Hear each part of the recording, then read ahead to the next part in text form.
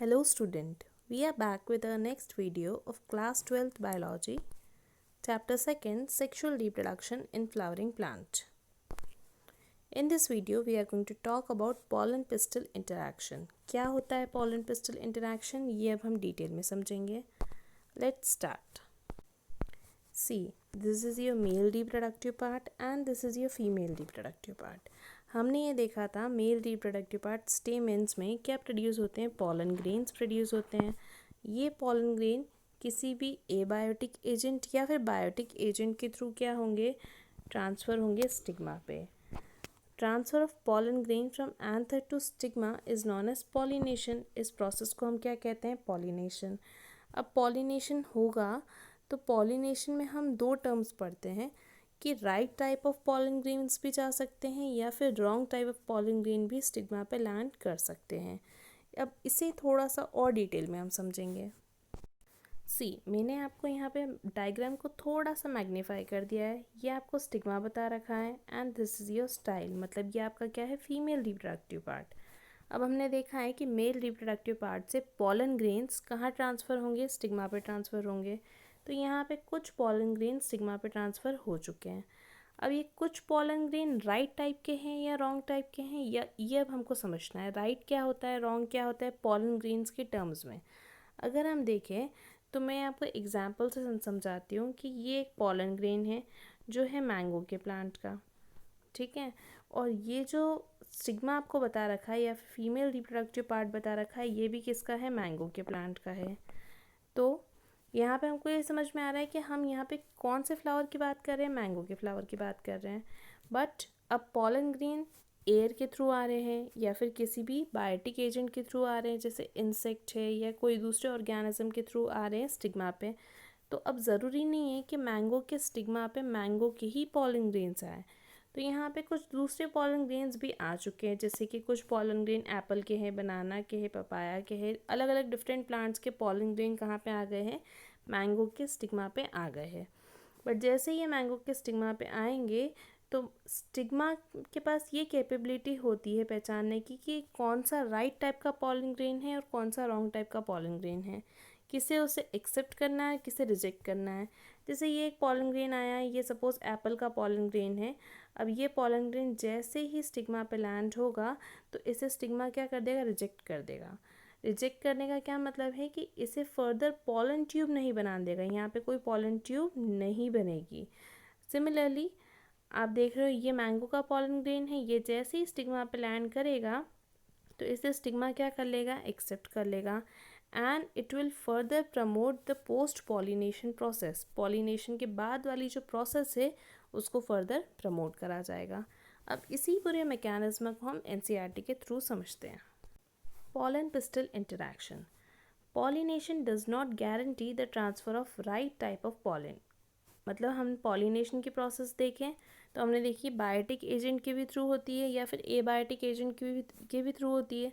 तो ऐसा ज़रूरी नहीं है कि हमेशा कौन सा पॉलन ग्रेन आया, राइट टाइप का पॉलन ग्रेन आया. अभी मैंने एग्जांपल बताया कि मैंगो के स्टिग्मा पे मैंगो का ही पॉलन ग्रेन आया, ऐसा ज़रूरी तो नहीं है. Compatible pollen of same species as the stigma.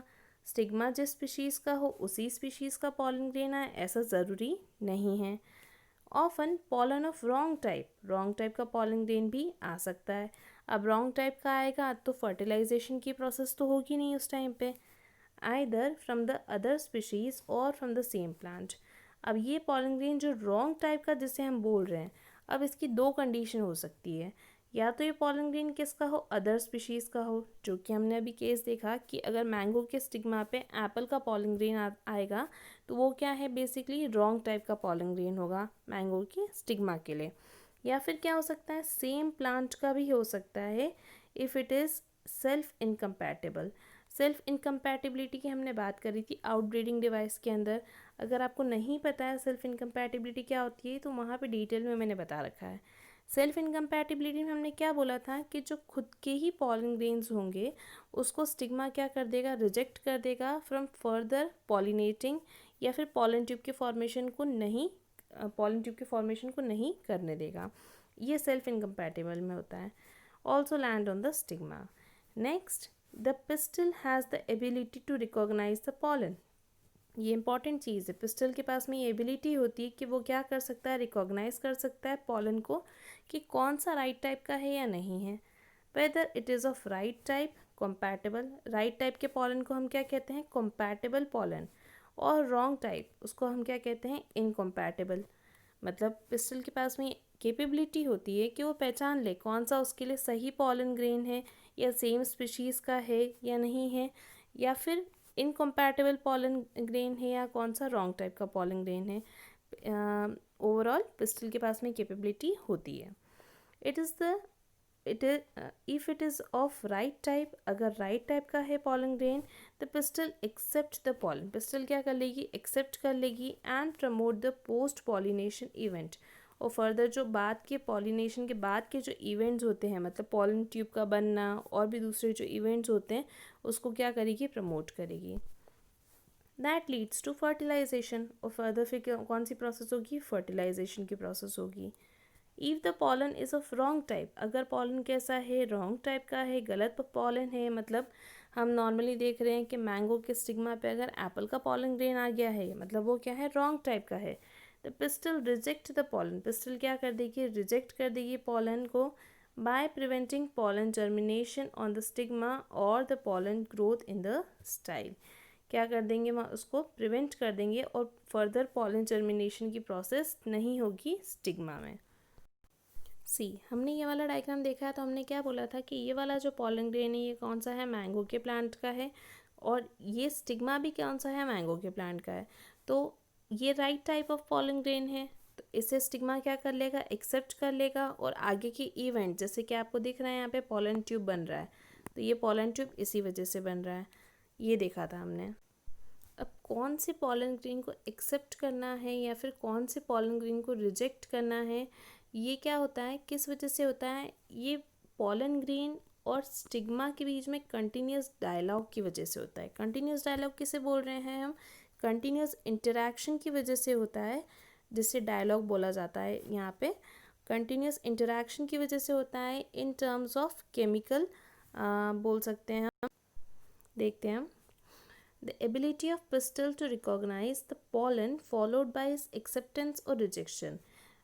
Ability किसकी है, पिस्टिल की, कि रिकॉग्नाइज करेगा कि जो भी पॉलन है वो एक्सेप्ट होगा या रिजेक्ट होगा, किसकी वजह से हो रहा है, rejection is the result of continuous dialogue between the pollen grain and the pistil. मतलब कंटिन्यूस क्या रहता है, इंटरेक्शन रहता है किसके बीच में, पॉलन ग्रेन और पिस्टिल के बीच में। This dialogue is mediated by chemical component of pollen interacting with those of pistil. ये किसके थ्रू मीडिएटेड रहता है, केमिकल कंपोनेंट, मतलब कुछ केमिकल्स के थ्रू पता चलता है स्टिग्मा को कि जो भी पॉलन ग्रेन है वो राइट टाइप का है या नहीं है। It is only in the recent year that botanists have been able to identify some of the pollen and pistil component and the interaction leading to the recognition followed by acceptance or rejection. अभी इसके ऊपर और भी researches बहुत सारे scientist कर रहे हैं, इसके ऊपर और डिटेल में रिसर्चेस बहुत ज़्यादा हो रही है। अभी कुछ एग्जैक्ट आइडियाज़ नहीं है बॉटैनिस्ट के पास में, बट कहीं ना कहीं ये पता है कि रिजेक्शन होगा, एक्सेप्टेंस होगा। तो ये आइडेंटिफाई कौन करता है, पिस्टिल के कुछ कंपोनेंट्स होते हैं जिसके थ्रू ये आइडेंटिफाई करा जाता है। Next, as mentioned earlier, following compatible pollination, क्या हो रहा है, कंपैटिबल पॉलिनेशन हो रहा है, मतलब ऐसा पॉलिनेशन जो किसकी वजह से हुआ है, राइट टाइप के पॉलन ग्रेन की वजह से हुआ है। The pollen grain germinates on stigma, अगर राइट टाइप का पॉलन ग्रेन है तो पॉलन ग्रेन क्या करेगा, जर्मिनेट करेगा टू प्रोड्यूस पॉलन ट्यूब, और क्या बनाएगा, pollen tube through one of the germ pore. Germ pore कहाँ पे पढ़ा है हमने, ये पॉलन ग्रेन का स्ट्रक्चर देखा है हमने। एक्साइन की लेयर होती है सबसे बाहर, एंटाइन की लेयर होती है। एक्साइन की लेयर में सब जगह क्या प्रेजेंट होता है, स्पोरोपोलिनिन प्रेजेंट होता है। कुछ जगह पे स्पोरोपोलिनिन एब्सेंट होता है, उसे क्या कहते हैं हम, जर्म पोर। और इसी जर्म पोर के थ्रू किसका फॉर्मेशन होता है, पॉलन ट्यूब का फॉर्मेशन होता है। The content of pollen grain move into the pollen tube, जो भी पॉलन ग्रेन का कंटेंट होगा वो कहाँ पे मूव करेगा, पॉलन ट्यूब में मूव करेगा। Pollen tube grows through the tissues of stigma, pollen tube कहाँ पे ग्रो करना शुरू करेगा, स्टिग्मा में। एंड स्टाइल, स्टिग्मा से कहाँ पे आएगा, स्टाइल। एंड फाइनली कहाँ पे पहुँचेगा, ओवरी तक पहुँचेगा। नॉर्मली हम देखें इसे ये स्टिग्मा है, ये स्टाइल है, ये ओवरी है। तो पॉलन ग्रेन जैसे ही यहाँ पे लैंड करेगा तो पॉलन ग्रेन क्या बनाएगा, पॉलन ट्यूब, और ये पॉलन ट्यूब का पैसेज इस तरह से कहाँ पे जाएगा, ओवरी में जाएगा। You would recall that in some plants, pollen grains are shed at two-celled condition, a vegetative and generative cells.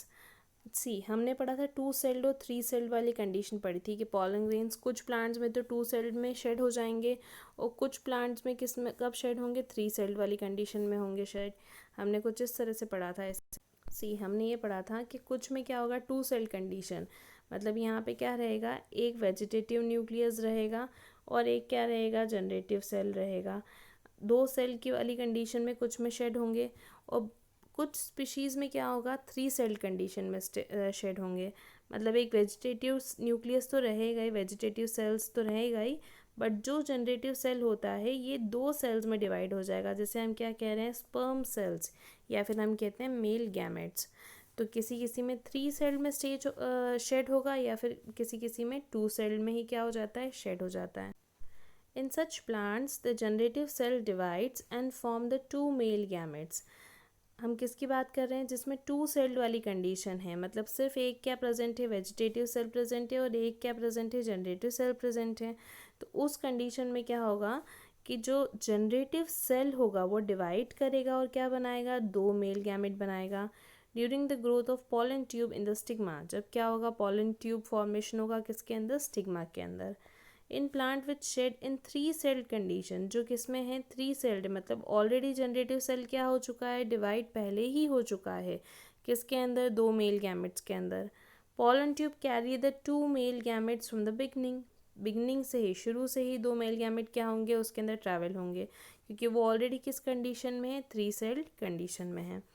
Pollen tube after reaching the ovary enters the ovule, ovary में जैसे ही पॉलन ट्यूब जाएगा तो फिर ovary से कहाँ पे जाएगा, ovule के अंदर। हमने देखा है ओवरी के अंदर क्या प्रेजेंट होते हैं, ovules. Through the micropyle I hope आपको याद हो, ये ओव्यूल का डायग्राम कुछ इस तरह से था। सी हमने ये देखा था कि ओवरी है, ओवरी के अंदर ओव्यूल, ये ओव्यूल का डायग्राम कुछ था। ओव्यूल के अंदर हमने दो एंड्स देखे थे, ये माइक्रोपाइल एंड है, this is your chalazal and. तो माइक्रोपाइल से क्या होगी, एंट्री होगी पॉलन ट्यूब की। सी हमने ये देख लिया कि माइक्रोपाइल से क्या होगी, एंट्री होगी। अब हमको दिख रहा है कि ओव्यूल के अंदर क्या प्रेजेंट है, एम्ब्रियो सैक प्रेजेंट है। एम्ब्रियो सैक का अगर हम डायग्राम देखें तो ये आपको दिख रहा है, यहाँ पे एंटीपोडल सेल्स प्रेजेंट है और इसी के अपोजिट यहाँ पे नीचे क्या प्रेजेंट है, सिनर्जिड। ये मैंने आपको ऑलरेडी बताया था कि एंटीपोडल सेल्स कहाँ पे प्रेजेंट होते हैं, चैलेजल एंड पे। यही अगर हम देखें सिनर्जिड तो ये कहाँ पे प्रेजेंट होंगे, माइक्रोपाइलर एंड। मैंने आपको बताया था A for antipodal, C for chalazal, A C से आप याद रख सकते हो। तो उसी का अपोजिट सिनर्जिड कहाँ पे प्रेजेंट होगा, माइक्रोपाइलर एंड।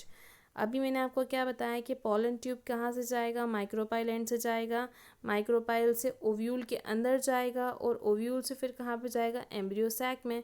तो एम्ब्रियो सैक में ये कहाँ पे जाएगा, सिनर्जिड में जाएगा। अब यहाँ पे जो आपको फिलीफॉर्म अपैरेटस दिख रहा है, ये क्या करता है, पॉलन ट्यूब को गाइड करता है कि इसके थ्रू आगे पॉलन ट्यूब मूव कर सके। देखते हैं हम यहाँ पे, pollen tube after reaching the ovary enters the ovule, ovary के बाद में कहाँ पे जाएगा, ओव्यूल में जाएगा। कहाँ से जाएगा, through micropyle and then enters one of the synergid, फिर कहाँ पे जाएगा, सिनर्जिड में। ये आपको बता चुकी हूँ मैं, थ्रू फिलीफॉर्म अपैरेटस, किसके थ्रू जाएगा, फिलीफॉर्म अपैरेटस के through. Many recent studies have shown that filiform apparatus present at the micropyle part of the synergid guides the entry of pollen tube. Filiform apparatus का क्या काम होता है, ये guide करता है entry of pollen tube के pollen tube को किस डायरेक्शन में भेजना है। All this event from pollen, ये सबसे important है, पूरा जो अपन पढ़ रहे हैं pollen pistil interaction, ये होता क्या है अब वो समझ रहे हैं हम। All the event, यहाँ पे देखते हैं, all the event from pollen deposition on stigma until the pollen tube enters the ovule together referred to as pollen pistil interaction। हम कहाँ से बात कर रहे हैं कि पॉलन का डिपोजिशन होता है स्टिग्मा पे, उसके बाद में पॉलन ट्यूब बनता है, ओव्यूल के अंदर जाता है। तो ये जो पूरी प्रोसेस है कंबाइनली, इसको हम क्या कहते हैं, पॉलन पिस्टल इंटरैक्शन। आपसे अगर कोई पूछे एक वर्ड में या एक लाइन में कि पॉलन पिस्टल इंटरैक्शन क्या होता है, तो आपको यहाँ पे यही चीज़ लिखनी है। As pointed out earlier, pollen pistil interaction is a dynamic process involving pollen recognition. ये continuous process होती है जिसके अंदर हम क्या देखते हैं, डायनेमिक मतलब continuous process involving pollen recognition. Pollen को रिकॉग्नाइज करना मतलब राइट टाइप का पॉलन है या रॉन्ग टाइप का है, या फिर हम बोल सकते हैं compatible है या फिर नॉन compatible है. Followed by promotion and inhibition of pollen. अगर राइट टाइप का है तो उसका प्रमोशन होगा, मतलब आगे पॉलन ट्यूब बनेगा, या फिर वो क्या होगा, इनिबिट होगा, मतलब पॉलन ट्यूब नहीं बनेगा. The knowledge gained in this area would help the plant breeder in manipulating pollen pistil interaction, even in incompatible pollination to get desired hybrids. अब जिसको इस चीज़ का नॉलेज है कि कौन सा compatible है या कौन सा incompatible है, इस टाइप की प्रोसेस होती है या pollen pistil interaction इस तरह से होता है, तो बहुत सारे हाइब्रिड इससे बनाए जा सकते हैं. तो बहुत सारे फार्मर्स वगैरह या फिर बहुत सारे साइंटिस्ट इस नॉलेज को यूज़ करते हैं और अलग अलग तरह की डिज़ायर्ड हाइब्रिड्स तैयार करते हैं.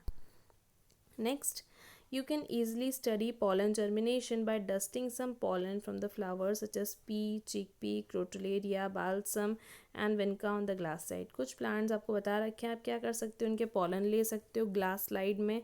आपने आपकी लेबोरेटरी में देखी हो कि इस तरह की ग्लास स्लाइड होती है. उस ग्लास स्लाइड पे आपको क्या करना है, पॉलन ग्रेन को जस्ट डस्ट करना है containing A drop of sugar solution, और आप उसके ऊपर क्या डाल दीजिए, एक ड्रॉप शुगर सॉल्यूशन का डाल दीजिए. अबाउट 10% शुगर सॉल्यूशन बना लीजिए, उसके ऊपर डाल दीजिए. आफ्टर अबाउट 15 to 30 मिनट्स, 15 से 30 मिनट बाद में आप स्लाइड में ऑब्जर्व करोगे, जब आप उसको माइक्रोस्कोप में देखोगे तो you will observe pollen tube coming out of pollen grain. आपको कुछ इस तरह का स्लाइड में स्ट्रक्चर दिखेगा. आपको दिख रहे हैं यहाँ पे छोटे छोटे जो डॉट्स है, ये क्या है, पॉलन ग्रेन. और पॉलन ग्रेन से जो इलोंगेटेड स्ट्रक्चर आपको अराइज होता हुआ दिख रहा है, ये क्या है, पॉलन ट्यूब. बहुत सारे विजिबल है. तो बिल्कुल इसी तरह से आपको माइक्रोस्कोप के अंदर अलग अलग तरह के जो पॉलन ग्रेन्स है वो पॉलन ट्यूब फॉर्म करते हुए दिख जाएंगे. आई होप आपको ये टॉपिक पूरा क्लियर हो गया होगा, pollen pistol interaction. Thanks for watching and don't forget to like, share and subscribe.